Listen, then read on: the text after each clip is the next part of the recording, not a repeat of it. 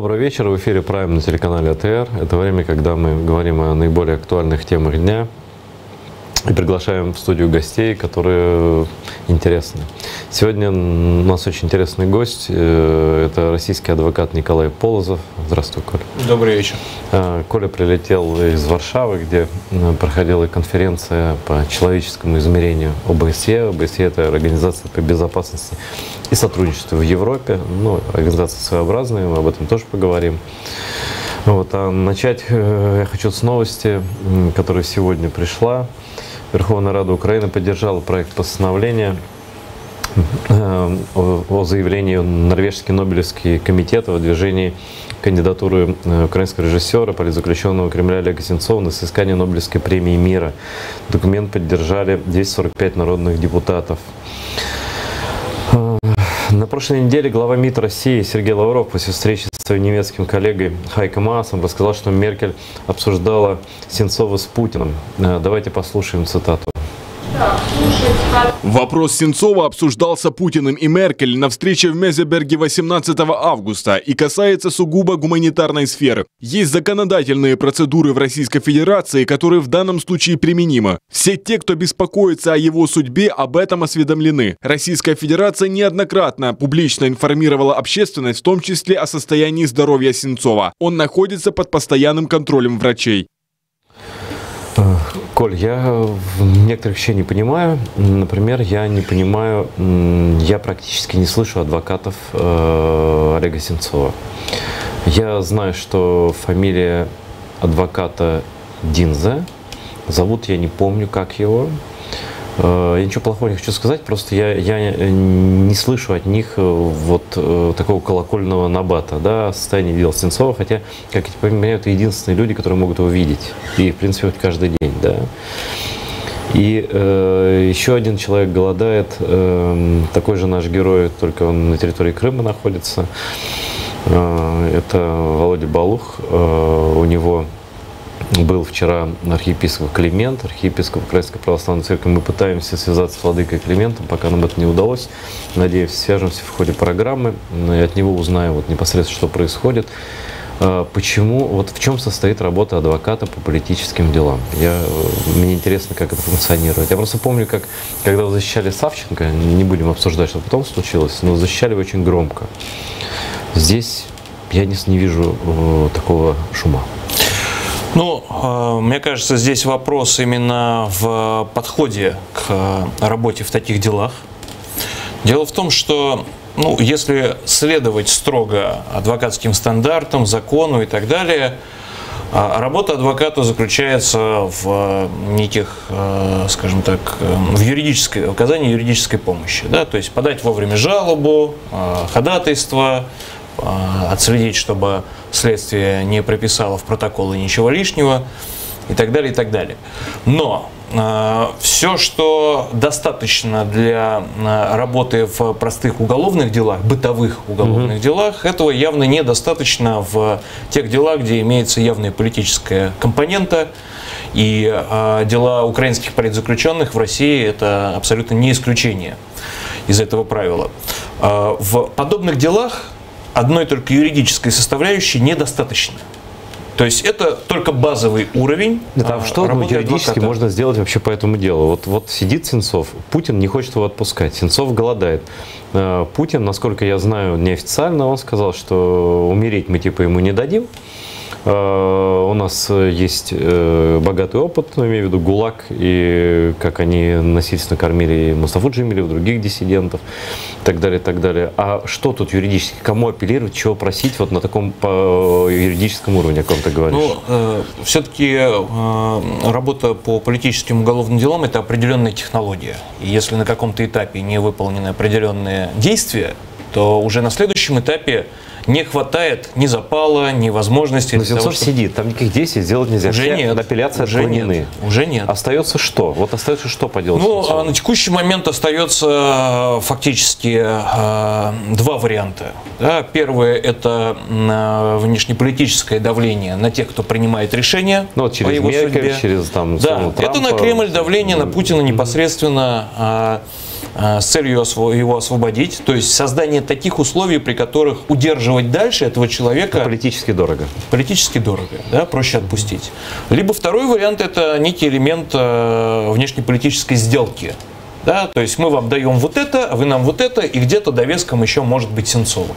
Да, это может быть формально как некий обмен кого-то на кого-то, потому что мы знаем, что российских агентов хватает то тут, то там, то в Нидерландах, то в Швейцарии. Турция, да, в Украине у нас полно. Да.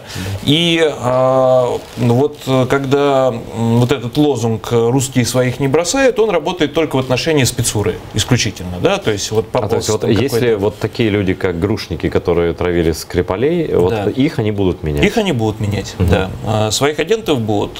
Каких-то простых военнослужащих, которых здесь на востоке Украины задержали из-за вот этой террористической деятельности, конечно, они никому не нужны, и сколько бы они писем не писали Путину, значит, Путин, помоги, Кремлю абсолютно плевать на их судьбу. А вот этот из РИА Новостей?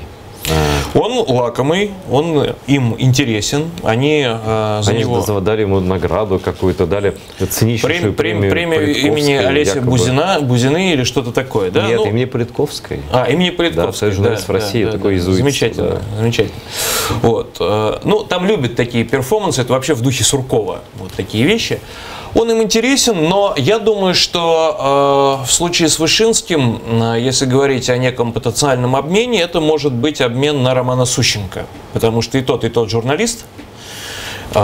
Сущенко приговорили в России за шпионаж, Вышинского за измену родине. И я думаю, что как раз вот именно фигура Сенцова, она конкретно в этом обменном списке напротив Вышинского стоять не будет. Вот. Но вернусь просто к началу первой части твоего вопроса. Вот эта вот юридическая работа адвоката – это базис. В политических делах необходимо дальше отрабатывать. Ну, это как математика. Я учился в математическом классе, это необходимые условия и достаточные. Но это необходимые, но недостаточно. Но недостаточно. Да. Следующее, параллельно с юридической части, с самого начала этого дела, необходимо работать с медиа. То есть, чтобы об этом деле говорили, чтобы об этом деле писали. И при наличии двух этих компонентов подключается третий, политический. И вот когда это работает синхронно, тогда, да, получаются, скажем так, результаты, которые удовлетворительны. Да, как освобождение той же Савченко, как освобождение Ахтема Чайгоза, как освобождение Ильми Умерова. В противном случае это лотерея, потому что, ну да, человек сидит, человек голодает. Что может сделать адвокат? Прийти, удостовериться, что он еще жив. Потому что у адвоката нет медицинского образования. Он не может достоверно сказать, в каком именно состоянии здоровья находится этот человек, не видя анализов, да, не понимая значение цифр в этих анализах и так далее.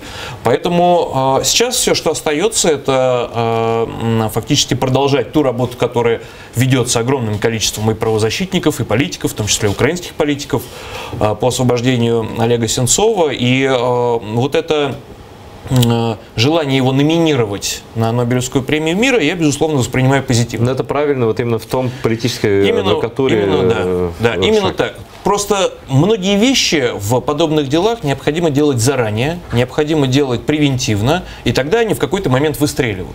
Вот. Но этический кодекс запрещает мне обсуждать действия коллег, поэтому... Я не призываю, я, кстати, их даже не критикую, я просто хочу понять, как это работает. Кстати говоря, ну вот еще про Олега Сенцова. Вот твоя личная версия, ощущение, что они с ним сейчас делают?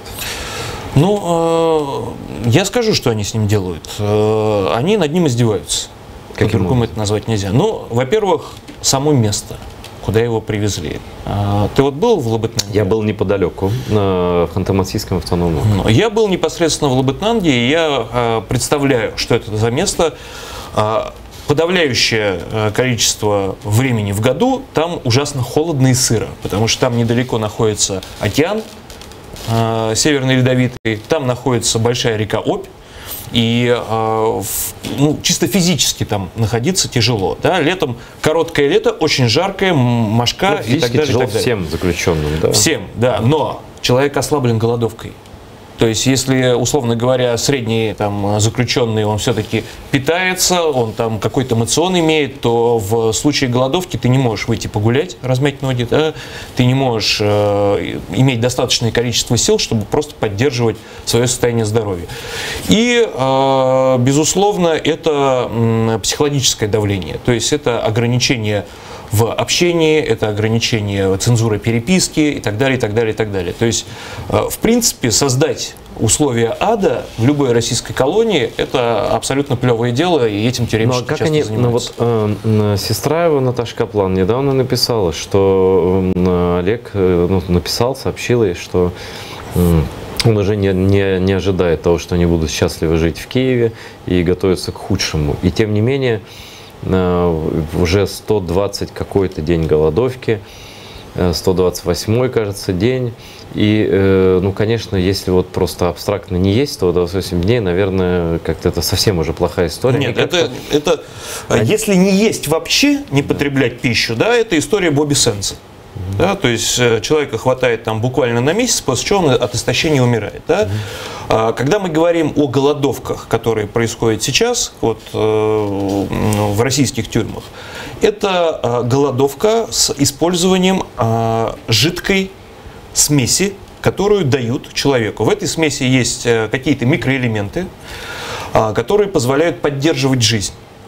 То есть пищеварительная система атрофируется. Да, и восстановить от последствий этой голодовки будет вот Олег очень тяжело. Рассказал сестре, что все у него не имеет, там, по-моему, конечности, трудности кровообращения, доносить кислород до организма все тяжелее и тяжелее. А сколь долго может это продолжаться? Ну, теоретически это может продолжаться достаточно длительное время. Почему? Дело в том, что задачи Кремля убить Сенцова нету, потому что для Кремля это, во-первых, серьезный репутационный удар, хотя, ну, что им терять, да? Они больше боятся, чтобы Украина не обрела нового героя в своем пантеоне. И поэтому прикладываются, я думаю, значительные усилия со стороны медиков для того, чтобы мониторить состояние его здоровья и давать ровно столько ему... Чтобы не умер человек. Да, чтобы он не умер. Но при этом физическое ощущение у него, состояние, оно, конечно, сильно ухудшается, и он назвать это полноценной жизнью невозможно. Это фактически выживание. Насколько я понял из твоего рассказа, равноценной фигуры для обмена на Сенцова у Украины для России нет. То есть нет ни одного человека, которого не считает равноценным. Если Вышинский там, ну, условно равноценен Сущенко, то Сенцов это вообще совершенно отдельная тема. Ему... Ну, я думаю, если бы взяли Медведчука, да, я думаю, в один день бы обменяли на Сенцова. Вот если бы был поставлен вопрос, да, забирайте Медведчука к себе, да, а нам отдайте Сенцова. Но мы понимаем как бы реалии, мы понимаем, что такое вряд ли возможно. Ну, я думаю, что за Медведчука, может быть, и не только Сенцова отдали бы. Ну, могли бы всех отдать. Но про Медведчука. Сейчас вот новость как раз этого часа. Значит, вернее, нет, не этого часа, но достаточно недавняя новость, что в Кремле они открыто говорят, что вопрос обмена Сущенко зависит от Медведчука.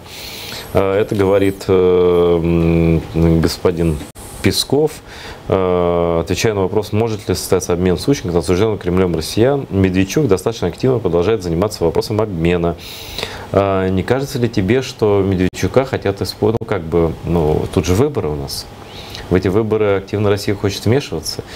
И, может быть, из-за этого они кого-то хотя бы отдадут, чтобы показать, что вот Медведчук вызволитель такой, да?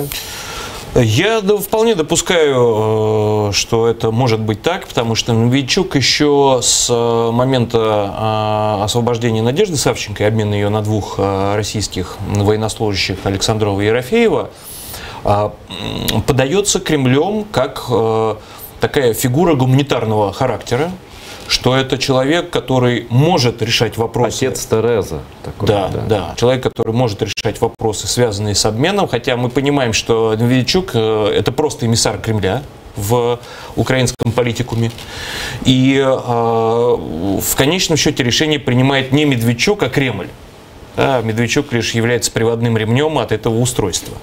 И если скажут, что необходимо там обменять Сенцова или кого-то, или всех обменять, и в этом будет какой-то политический смысл для воздействия на украинскую политику, да, такое может быть, а может быть никого не обменяют. И при этом Медведчук что самое интересное, никаких репутационных издержек здесь не понесет, потому что мы сами понимаем, какая у него репутация.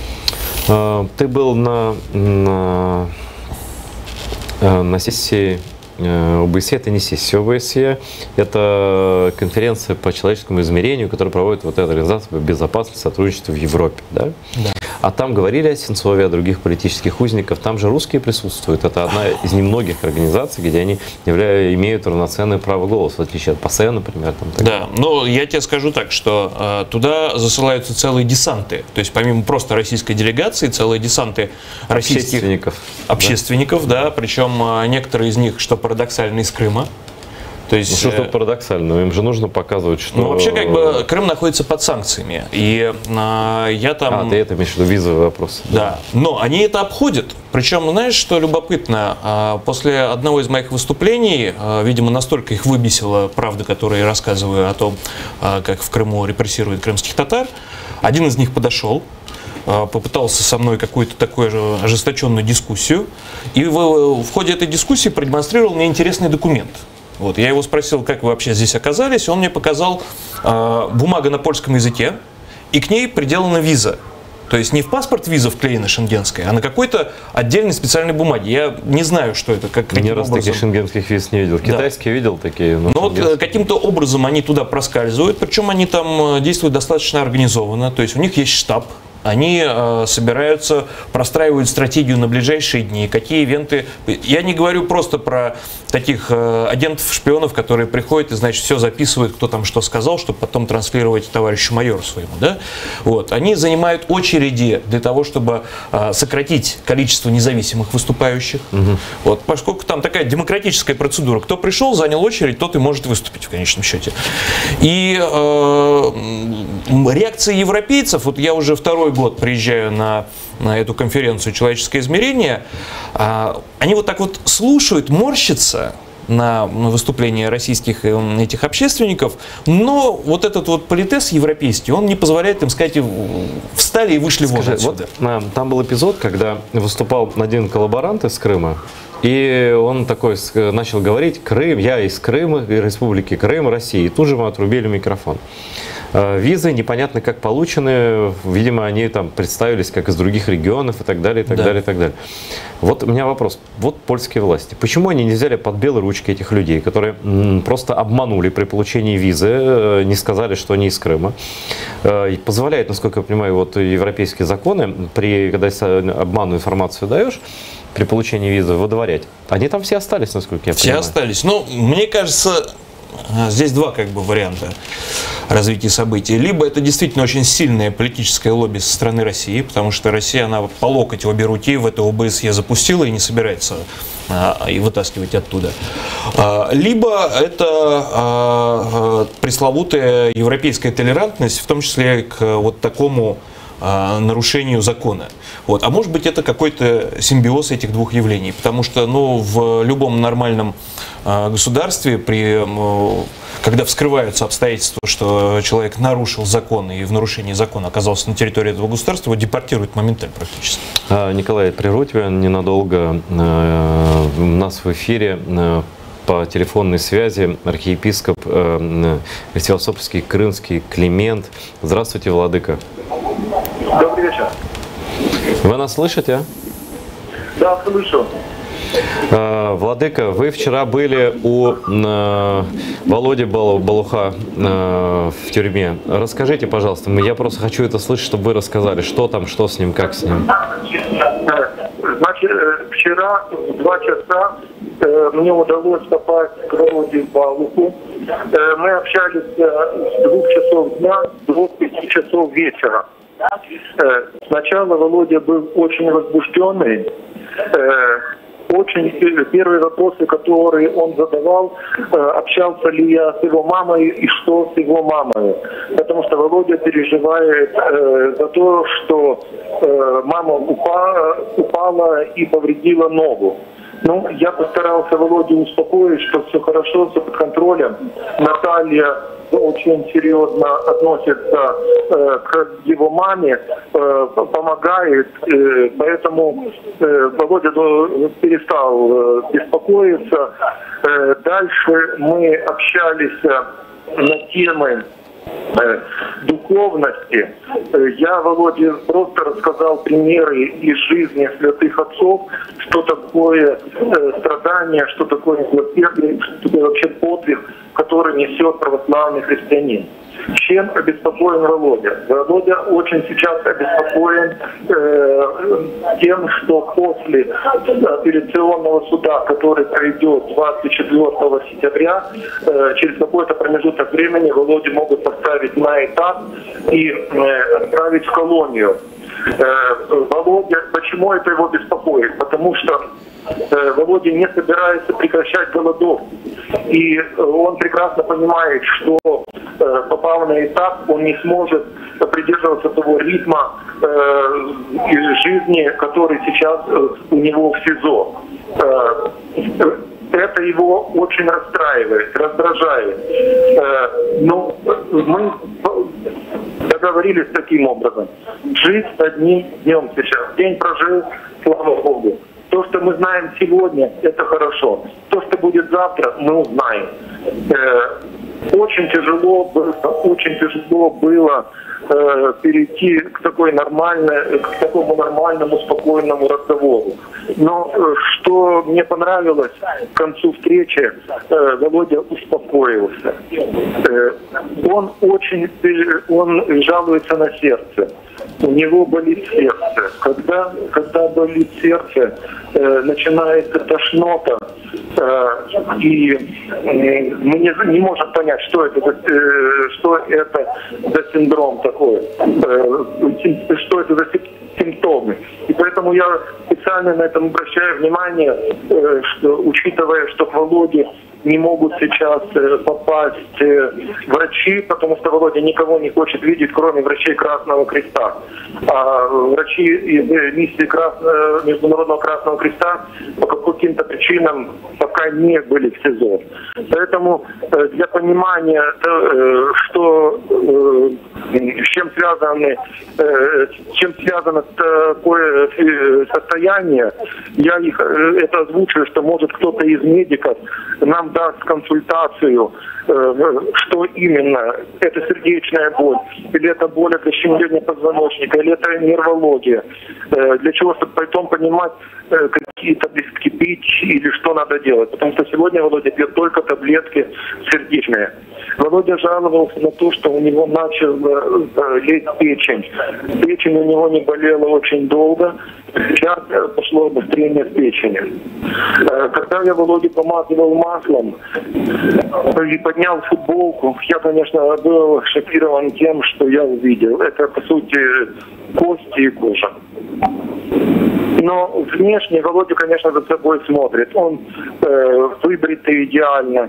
Вот, у него чистые волосы, у него чистая одежда. Но это благодаря его жене Наталье, которая постоянно передает и средства гигиены, и чистые вещи в СИЗО. Поэтому даже в этих очень тяжелых условиях Володя, конечно, за собой следит. Он не опустил руки, он борется и внутренне, и духовно. Я Володе дал читать письма, которые ему передали из Киева. Володя очень благодарен той женщине, которая написала это письмо. Вообще он всем благодарен, кто ему пишет и кто его поддерживает. Вот. Но его слова, что он не сдастся, он не сломается, и никто его не сможет сломать в этой ситуации. Я, во-первых, хочу попросить, если нас врачи известные, хорошие, неизвестные, но хорошие врачи смотрят, пожалуйста, свяжитесь через меня, через нас. Это можно все сделать с владыкой Климентом. И нужна такая онлайн-консультация, что ли, что делать Володе, потому что какие таблетки принимать, что происходит. Это серьезное дело, раз нет врачей. И, владыка, я еще один вопрос хочу вам задать. У вас последними днями была информация, что Володю еще и к тому же избили или применили физическое насилие в СИЗО. Об этом говорили тут официальные лица. Что вы знаете об этом? Что вы можете сказать? Говорил ли что-то Володя вам об этом? обстановка, в которой происходила наша встреча, не позволила более детально и обстоятельно поговорить на эту тему. Почему? Потому что, несмотря на то, что мы были в отдельном кабинете, послушался. Во-вторых, возле нас было 2 охранника. Вот. Поэтому Володя сказал, что как только появится адвокат, он адвокату сам все расскажет. Когда я был в СИЗО, то адвокат Оля Гинзе попросила, чтобы по возможности или Володя, или я, со слов Володи, записали все то, что происходило. Но этой возможности у нас не было. Почему? Потому что очень пристально смотрели, будет ли писать Володя что-то или буду что-то я записывать. И для того, чтобы не спровоцировать ситуацию, не вызвать неприятности и для меня, и для Володи, мы просто ограничились духовной беседой. Вот. Почему? Потому что были определенные трудности, и ситуация была не очень благоприятная. Мы просто не рискнули разговаривать на эту тему. Поэтому, когда я вышел из СИЗО, я сказал, что все комментарии по этому вопросу даст только адвокат, который будет с ним общаться и который официально изложит всю позицию происходящего. И последний вопрос, владыка Климент. Вы, видимо, когда вы будете в Киеве и планируете ли вы встречаться с кем-то из официальных лиц с тем, чтобы рассказать о состоянии Володи Балуха и обсудить, что делать с этим? Единственное, с кем бы я хотел встретиться, это с президентом Украины. Больше, честно говоря, я ни с кем не хочу общаться. По одной простой причине. Потому что столько писем и столько информации, сколько было дано людям, которые, в принципе, должны были бы хоть что-то сделать и для Володи Балуха, и для Олега Сенцова, и для других наших ребят, которые сидят сейчас в тюрьмах и ждут помощи. К большому сожалению, эту всю информацию используют в большинстве случаев только для собственного пиара и для каких-то громких заявлений, которые только вредят. Поэтому единственный человек, если президенту Украины это будет все интересно, да, тогда я могу с ним встретиться и четко рассказать, что происходит в Симферопольском СИЗО, что говорят наши ребята, и Евгений Панов, и Олег, и Володя Балух, вот, и что они просят. А все остальное, мне кажется, это уже пройденный этап. Все эти общения, все эти письма. Спасибо, дорогой владыка. С нами был архиепископ Климент. Спасибо, что включились по телефону. В дороге находится уважаемый архиепископ. Я хочу передать, если кто-то смотрит нас, я надеюсь, смотрит из представителей власти, из администрации президента, просьбу владыки Климента о встрече с Петром Порошенко. Петр Алексеевич, встретитесь, пожалуйста, с владыкой. Я думаю, что имеет что вам рассказать. И, может быть, на основе этой встречи вы какие-то для себя выводы, решения предпримете, что что-то надо делать. Ну, мне кажется, с этим человеком обязательно нужно встретиться, потому что самая прямая связь с нашим политзаключенным в Крыму. Тяжелый разговор. Очень тяжело и слушать, даже тяжело. И даже тяжело возвращаться к этому цирку, который в ОБСЕ происходит. Но вот эта труппа, которую они возят там, в том числе из Крыма, это такие шуты на площади, где казнят людей. Они должны загораживать вот эту площадь, да, на которой вешают, сжигают, морят, убивают, крадут и так далее, и так далее, и так далее. Они как бы переводят все это в шутку, в такое, ну, ха-ха-ха, ничего не происходит. Вот понял там кто-то из западных политиков, что происходит в Крыму, и можно ли ожидать каких-то действий, каких-то законных санкционных репрессий в отношении людей, которые фактически осуществляют национальные репрессии в отношении крымских татар, репрессии в отношении украинских патриотов, людей мучают. Ну, и ты лучше всех это знаешь. Вот были ли какие-то встречи, не слушать просто треп этих людей и даже не давать какие-то возражения, обоснованные на это ради вот этой аудитории, ну что-то конкретное. Ну, ты понимаешь, задача вот этих всех российских псевдообщественников — это, безусловно, транслировать официальную кремлевскую пропаганду, И, к сожалению, в рамках стандартных процедур, которые там происходят, конкретно на площадке ОБСЕ, принимать какие-то существенные решения. Но в зале точно ничего нельзя. Я был в ОБСЕ в Вене. Это цирк на лужайке. Я не хочу никого обидеть, но все там такой стол длинный. Я не знаю, как в Варшаве на этой конференции. Длинный стол и монотонным голосом. Но, часто наши украинские дипломаты что-то там им говорят, такое хлесткое достаточно. Русские подскакивают, визжат, потом пишут всякие там жалобы там в ОБСЕ. Но сущностного я там ничего не заметил, если так ровно это слушаю. Ну, понимаешь, какая штука? Наиболее продуктивная работа там ведется на полях во время встреч с представителями делегаций. Вот. Ну, например, я за это время встретился как минимум с 4 делегациями. Это Соединенные Штаты, это Швеция, это представители Евросоюза. И наиболее конструктивный разговор происходит, конечно, в кулуарах. Потому что то, что происходит на рабочих заседаниях, ну, это, скажем так, для галочки.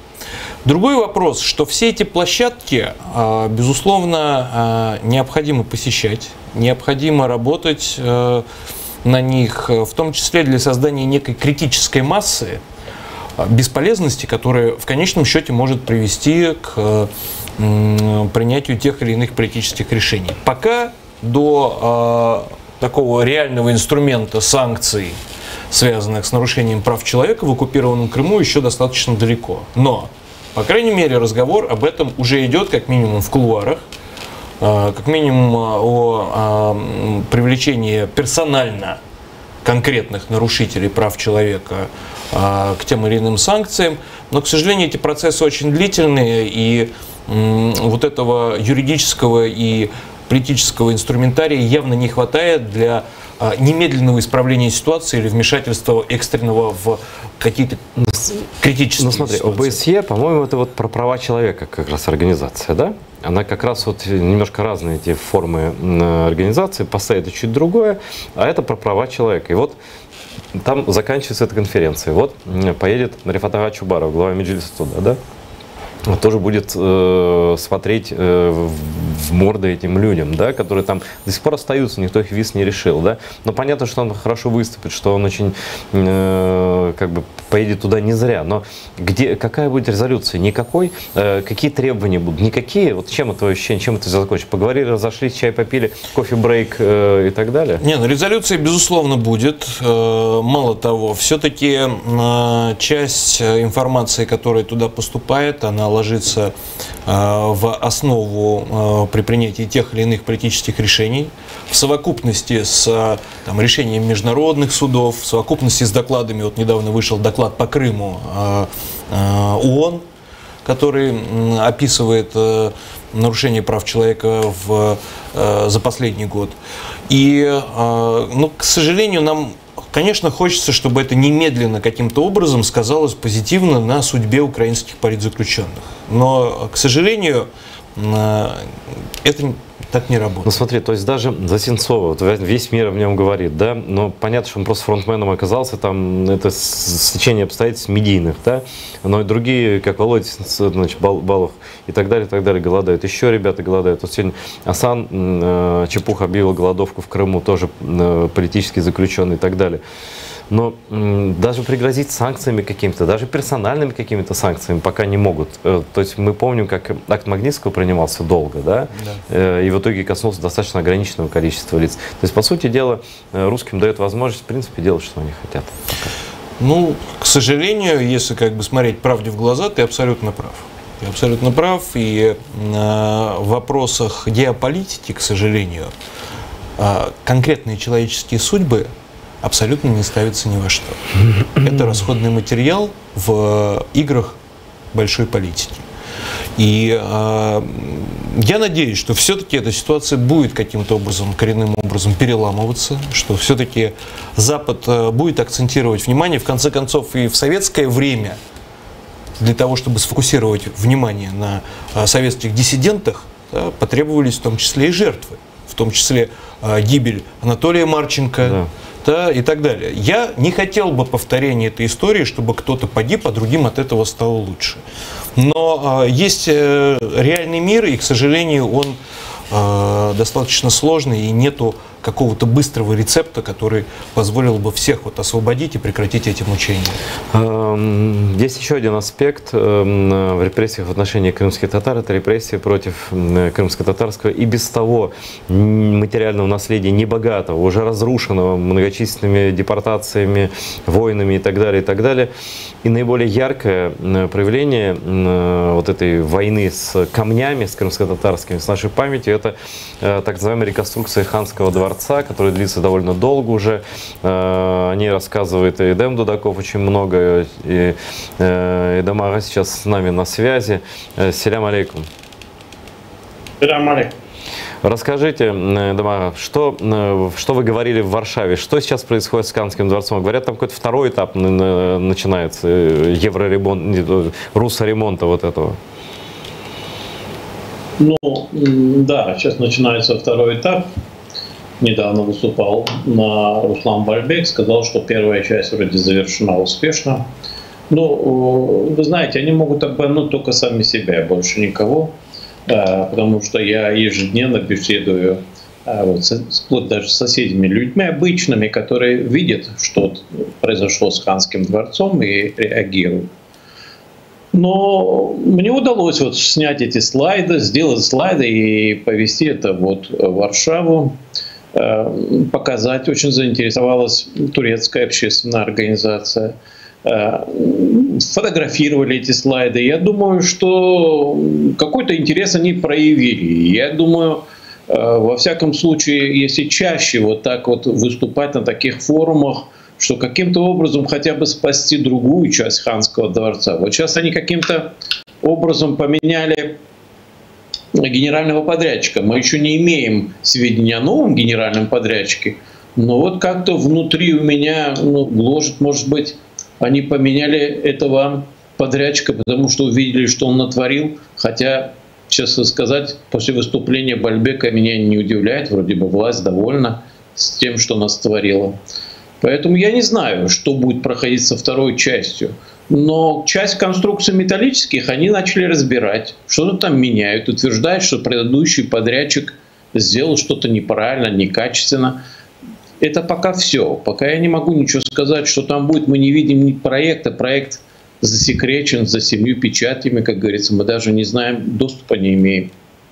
Эдем Ага, вы прекрасно знаете, лучше, чем Николай Полозов, который находится у меня в студии, тех коллаборантов, которых привезли в Варшаву разными окольными путями, мы тут это обсуждали тоже, и которые там выступают от имени прекрасного, благополучного Крыма, где нет ни репрессий, ничего нету, и так далее, и так далее. Вот расскажите, кто эти люди, не пофамильно даже имели, а можно и пофамильно назвать, кто эти люди, какова их функция, вот, на ваш взгляд? Ну, Николай уже сказал, какая их функция. Да, я этих людей знаю. Ну, например, общественные организации, которые представляют, например, там болгар, немцев. Большинство из них это уже, так сказать, функционеры, понимаете? Они привыкли сидеть на государственных таких пайках, на бюджете. Поэтому они не мыслят свою работу вне бюджета. И ясное дело, что тот бюджет, который им платят, и они будут постоянно, вот ездил туда Бажер от болгар, он будет поддерживать, конечно, и говорить, что все очень прекрасно, все очень хорошо. Что касается Миллет, я считаю, что об этих людях вообще не стоит ничего говорить, потому что канал пропагандистский, канал отвратительный,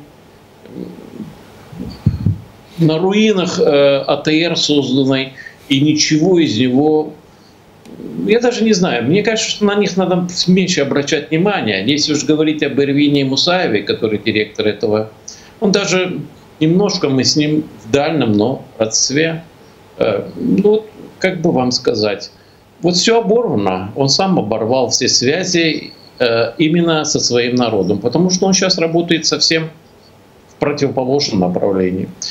И это результат того, что происходит в Миллете, вот в этом так называемом канале, он абсолютно не популярен. Дамага, только небольшую поправочку внесу. Никаких руин АТР нет и не дождутся они. Вот мы будем работать и дальше, и больше, да, и благодаря таким людям, как вы, мы будем показывать то, что происходит реально в Крыму, таким отважным и честным людям. Я очень вас сильно благодарю за то, что вы включились. Если что-то есть добавить, о чем вы не сказали, то скажите. Ну, мы должны каким-то образом сейчас здесь на месте, вот даже обращаюсь не там к Киеву, а именно к нашей общественности, чтобы мы смогли добыть хотя бы этот проект и посмотреть, что они собираются делать. Потому что если они начнут реставрировать так, как они сделали Большую Ханскую мечеть, то это уже будет поздно влиять на ситуацию. Вот сейчас я всех призываю, кто имеет какую-то информацию об этом проекте, об этом засекреченном проекте. Его не зря засекретили, и мне это очень сильно беспокоит, и должно беспокоить любого этнического крымского татарина, потому что это наша история, это наше культурное наследие, мы должны его сберечь, так как наши предки сберегли его для нас, так же мы должны передать будущим поколениям. По Ханской мечети что можно сказать? Она не представляет уже культурного наследия, мы его уже потеряли, как многое другое. Поэтому хотя бы спасти то, что есть. Çok sağ olun, Дамага. Дам Дудаков был в прямом эфире АТР скайпом. Надо добавить тут еще тоже что-то сложно. Опять вернемся к людям от камней, хотя для нас это все одно и то же, потому что мы на этих камнях, это тоже часть нашего тела, души и так далее. Но сегодня новые обыски в Крыму. Уже, наверное, каждый день мы получаем такие сообщения. Сегодня очередное. Давайте сюжет АТР об этом посмотрим. 7 ранку, мікрорайон Фонтани 5 у Сімферополі. У двір Айдера і Арсена Бекірових заїжджає автозак. Окупаційні силовики прийшли до них з обшуком. У будинку лише мама, 62-річна Ліля Ханум, дружина Айдера і діти. Через непроханих гостей господині стає зле. Они вломились, заткнули ворота и никого не пускают. Мы спрашиваем, хозяйке было очень плохо. Спрашиваем, да. А в чем дело? Все нормально. Нам говорят, все нормально. А хозяйке там было очень плохо. Мы вызвали ей скорую. Скорая приехала? Скорая приехала. Давление было очень высокое. Нормализовали давление, уехали. Мы не знаем, что там творится за дверями. Ви, напевно, помилилися адресою. Так, сусіди братів Бекірових реагували на ранковий візит силовиків. Кажуть, вони звичайні законослухняні люди. Зухвалий обшук для усіх знайомих. Шок. Ну, не только я, наверное, на этой улице, на этой поле знаю. Совесть чиста, и даже я представить себе не мог, что один прекрасный день мы будем стоять вот здесь и наблюдать вот эту картину, которая как во сне, я не знаю. Что хотят, тут творят. Залякати і витіснити з окупованого Криму корінний народ – це основна причина сьогоднішнього обшуку у Бекірових, на думку голови Меджлісу Рефата Чубарова. Российские оккупанты считают, что наиболее эффективным таким механизмом, с помощью которого они будут выталкивать людей из полуострова, это является страх. Как правило, это все осуществляется в рамках предыдущих арестов. В некоторых случаях идут доносы,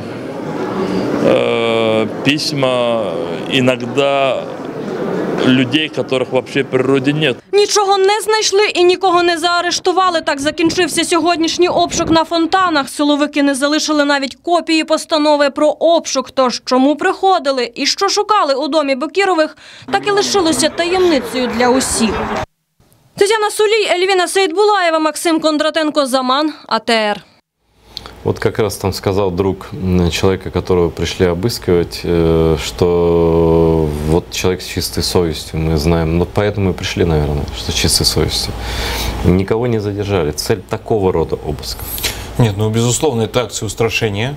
Это вот такое специальное беспокойство, которое людям пытаются внушить, что не расслабляйтесь, не пытайтесь жить спокойно у себя в домах, у себя в микрорайонах, потому что вне зависимости от того, кто вы, какое у вас социальное положение, какой у вас возраст или пол. Если вы крымский татарин, к вам обязательно могут прийти.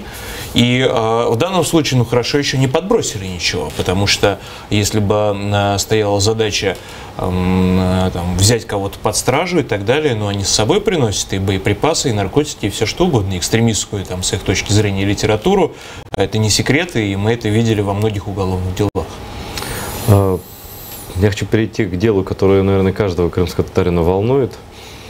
Ну, все эти дела нас волнуют. Но просто там погибла при попытке ареста, задержания легенда крымско-татарского народа Виджая Кашка. Вечная память. Я напомню телезрителям, как это все происходило в Симферополе, в центре города. Там был такой провокатор, гражданин Турции, видимо, связанный с ФСБ. И он устроил провокацию, задерживали людей, наших ветеранов, ну не ветеранов даже, но достаточно серьезных, уважаемых, общественных, активных людей, и в том числе Виджая Кашка, которой, ну, мягко говоря, было немало лет, да, и она скончалась у них в карете так называемой скорой помощи, ничего сделать не захотели, не смогли, не успели, но ее должны были отвезти как бы ФСБ, да, а других людей отвезли. Что сейчас с этими людьми и что с этим вообще делом делать, если так можно сказать, и что там происходит сейчас, Коль? Ну, в настоящее время под стражей находится 4 человека. Это Бекир Дидерменджи, это Казим Аметов, это Асан Чепух и это Руслан Трубач. Люди не молодые, вот, некоторые из них очень нездоровые, и в условиях более, ну, фактически уже 10 месяцев они находятся под стражей, с ними происходили ужасные вещи. У Бекира Дидерменджи фиксировалась клиническая смерть. Бекир Дидерменджи, я напомню, извини, перебью на секундочку, Николая Полозова. Это отец Мустафы Дидерменджи, парня, который сидел 2 года в СИЗО за проукраинский митинг 26 февраля 2014 года. Сейчас сын Бекира Дидерменджи находится под домашним арестом, он никуда не ходит уже, по-моему, год, да? Да. Вот, и там все это продолжается. А отец попал в тюрьму по надуманному обвинению и даже пережил клиническую смерть, о чем продолжаю. Да, и, собственно, вот в прошлом году, вот мы много сегодня говорим об ОБСЕ, Бекир Дидерменджи приезжал туда и говорил в том числе о своем сыне, и вот буквально через там 1,5 месяца после возвращения его берут и тоже хватают. Что касается этого дела, то следствие по нему завершается. Сейчас, насколько мне известно, идет стадия ознакомления с материалами дела. А что вменяют этим уважаемым людям, абсолютно законопослушным? Им вменяют тяжкое преступление, вымогательство. Им грозит до 7 лет лишения свободы. Бандиты, криминал. Да, да. Угу. Хотя, ну, даже по российским законам эту статью там никак нельзя пришить, это просто вот с потолка взяли. Да, вообще-то это мирные, невооруженные люди, которые просто были рядом с пожилой женщиной, которую обманул и фактически довел до смерти вот этот ФСБшный провокатор. Да, именно так. Этот турок, он, ну, можно сказать так, что обманом выманил деньги у Виджая Кашка, причем она абсолютно не стяжатель человека, и для нее эта сумма, да, была значительной. Вот. Он обманул ее семью и фактически подвел 4 человек под тюрьму, а ее саму к смерти привел. Они просто не хотели, чтобы она один на один с ним осталась. Безусловно. Который мучил ее, там, тянул, издевался, обманывал и так далее. Именно так.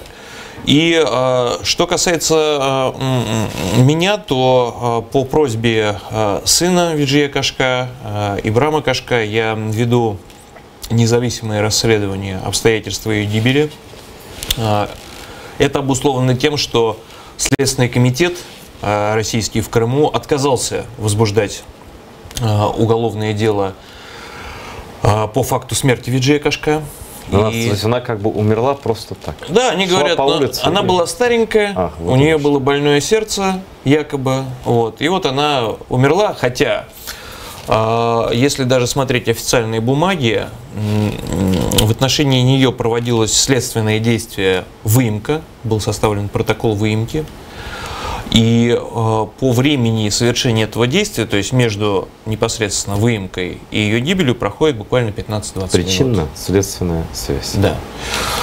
Что интересно, силовое задержание Виджея Кашка осуществляли сотрудники Росгвардии. Причем двое из них, как минимум, это бывшие сотрудники Беркута, да, которые впоследствии перешли, значит, на сторону России и, безусловно, имели, на мой взгляд, мотив к более жестким действиям по отношению к крымским татарам. И когда следователь Следственного комитета, расследуя дело о гибели Виджея Кашка, обратилась в Росгвардию с просьбой провести служебную проверку и предоставить сведения о конкретных действиях. Ее послали. Да. Они сказали, что, вы знаете, по закону о борьбе с терроризмом действия Росгвардии сотрудников засекречены, поэтому мы вам не скажем ничего. Вот. И потом следователь обращается к экспертам с просьбой установить причинно-следственную связь между действиями сотрудников полиции, Росгвардии и непосредственно наступившими последствиями. Эксперты говорят: слушайте, мы не знаем, что они делали, поэтому мы не можем сказать, от чего она все умерла. понятно, ну как бы система сыграла в пинг-понг сама именно с собой. Так, именно так. Поэтому вот это расследование, оно сопряжено с активным противодействием со стороны российских властей в Крыму. Получать информацию буквально приходится выгрызать ее по крупинкам. Я полгода пытался ознакомиться с материалом проверки, хотя, в принципе, в этом нет ничего сложного. С любым другим делам на территории Российской Федерации, да, можно прийти в любой областной. В течение месяца максимум можно это получить. Здесь полгода они тянули. И сейчас, да, я получил письменные материалы, и на основании них уже как бы веду дальнейшую работу. А вот в деле имеются два компакт-диска, на них есть видеозаписи. Одна видеозапись предоставлена ФСБ, это видеозапись задержания. Они же вырезали оттуда Виджея Ханем. Но я ее не видел, эту запись. Вот то, что есть в открытом доступе в YouTube, да, там Виджея Кашка нет. Хотя в первый день, вот когда все случилось, была видеозапись, где она была в наручниках. Но они же вырезали. Они ее стерли, не просто вырезали, они стерли из YouTube ее. Нету этой записи вообще. Они обошли вокруг. Кстати, после похищения Эрвина Ибрагимова, они, когда его похищение попало на... Тоже об этом деле хотел поговорить, да. У нас 2 минуты буквально-то и остается. Да, на видеозапись они теперь вычищают все возможные источники записи видеокамер в округе от тех действий, где они совершают. На оккупанты, на оккупированной ими территории, наверное, имеют все возможности помешать тебе в любом расследовании, да, даже абсолютно законным по их законам, да, извините за тавтологию. Вот эти два случая. Пропавший без вести Эрвин Ибрагимов, член исполкома Всемирного конгресса крымских татар, молодой, активный, умный, грамотный человек. Виджей Кашка, легенда нашего движения, человек, для нас равный по уровню, я не знаю, там, Горбаневской, просто такой диссидент вот всю жизнь, да. Вот что удастся, допустим, тебе собрать? Что-то удастся, какие-то оформить какой-то кейс юридический, что ты будешь с этими делами делать? Я, конечно, реалист и понимаю, что... Это для Гааги, грубо говоря, когда-то? Или есть какое-то практическое применение? Нет, я боюсь, что в рамках российской юрисдикции, по крайней мере, при текущей политической ситуации, мы вряд ли сможем сколько-нибудь продвинуться. Да. Вот. Но для работы на внешнем контуре, для судов международных и так далее, конечно, это значительный материал, который может послужить основой для принятия политических решений. Поэтому эта работа, несмотря на любое противодействие российских властей, она будет продолжаться. И как раз по делу Эрвина Ибрагимова его отец Умер Ага попросил меня подключиться к расследованию этого похищения, и в ближайшее время я этим займусь. И это попадет куда? Это попадет, условно, в ОБСЕ, в Гаагский суд, в суд в Страсбурге. Вот как и конечная инстанция. Россию не берем. Понятно? Мы будем использовать все возможности и все механизмы, инструменты, которые есть, включая и Международный суд ООН, и Международный уголовный суд, для того, чтобы добиться справедливости для этих людей. О, Господи. Что-то новое известно? Ну, наверное, что я глупый вопрос задаю по Ирину Ибрагимову. Что родители говорят? Что им говорят эти следователи? Пока все, что есть, это просто пустые отписки. То есть фактически идет полное игнорирование расследования о его похищении со стороны российской власти. Ревина похитили под видеокамерами сотрудники силовых структур Российской Федерации, и с тех пор о нем нет никаких вестей. Родители надеются, что он жив. Все мы, конечно, тоже на это надеемся, но времени уходит все больше и больше.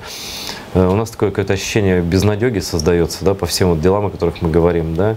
Но я надеюсь, все когда-то и быстро переменится, надо быть к этому готовым. И я благодарю тебе, что ты приближаешь этот момент расплаты людей за их злодеяния, преступления. Никто не уйдут от ответственности 100%. В этом нет никаких сомнений. Спасибо, Коля. У нас был Николай Полозов в эфире. Смотрите, АТР у нас бывает интересно.